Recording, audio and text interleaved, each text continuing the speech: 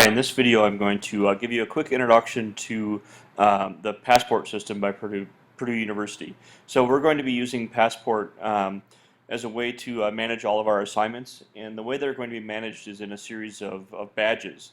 And as you complete badges, or the more badges you complete, the higher grade you'll earn in the course. So if you read the syllabus, you notice that the badges are organized into a few different levels. We'll come to that in a second, but first let's log in. So you should have received an email from Passport at Purdue with an invitation from me to your account. There's a couple of ways you can log in. You can use your Facebook account, you can use your Google account, or you can create, if you don't want to use either of those, you can create a standalone account directly with Passport. So I'm going to log in using a Google account.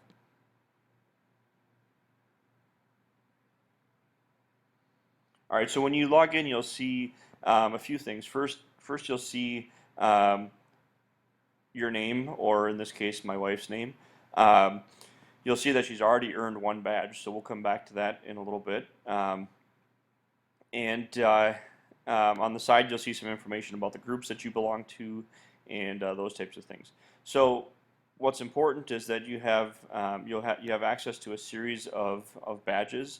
So in the syllabus, again, I mentioned that there's different levels. So the first level, or the easiest badges, the rookie level badges, are circle shaped. So the first one that you should complete is the orientation, which my wife has already completed.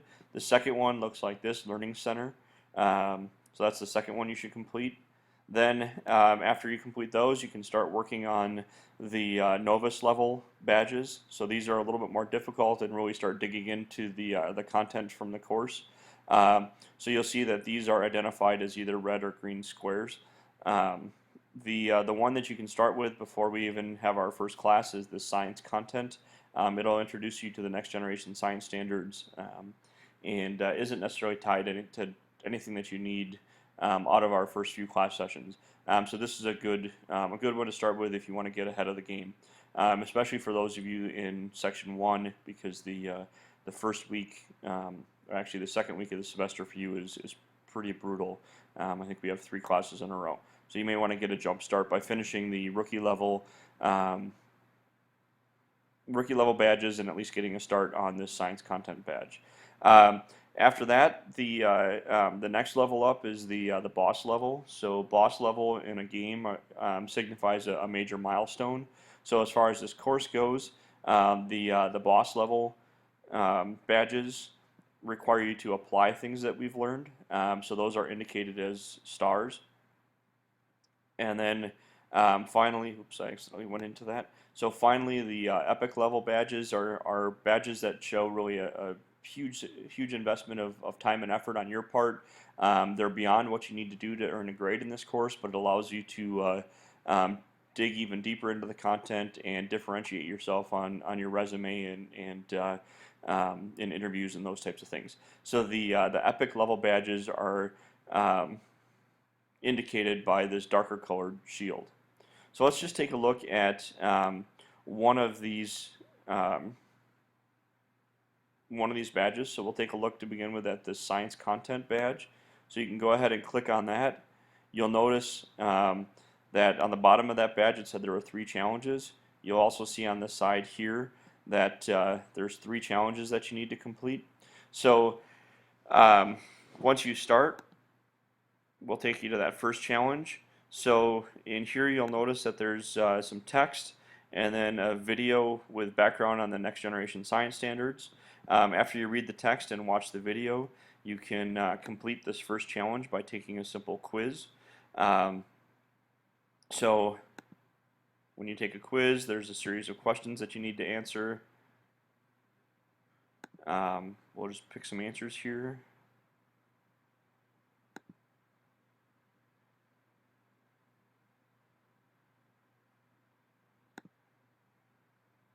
All right, and then you've got an opportunity to review those and confirm answers. So you'll see at the top here that it says resubmit this challenge. So I was denied. Apparently I got one wrong. So I can go back and reread and rewatch the video. You'll notice also it shows my answers and it shows which ones I got correct and incorrect. And we'll go ahead and resubmit those so you can see what happens.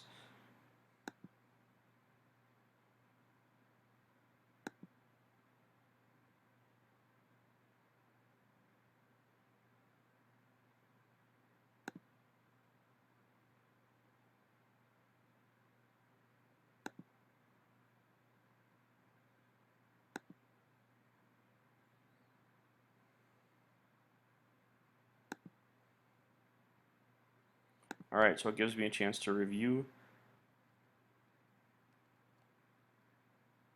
And then I can confirm and submit my answers again.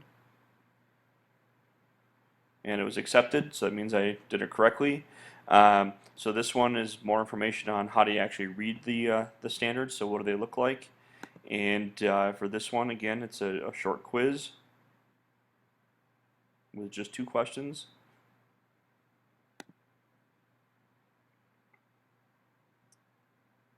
So these questions really are just simple checks for me, just to make to make sure that you're actually going through the process, and it's a way for me just to check that you've completed. And then this last one, the challenge instructions, it gives you some instructions on what you need to do, and then some ways that you can go further. And this one has an attached resource with a table for you to complete. And then to complete this challenge, you will actually need to upload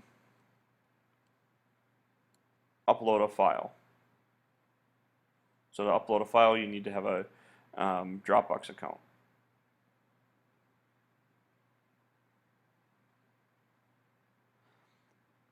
Once you do that, so after you've submitted your file, what I'll be able to do then is I'll check that file to see how you did.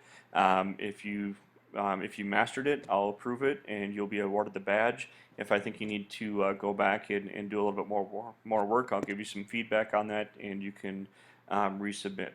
So once you've completed some of these challenges, you can go back to your group,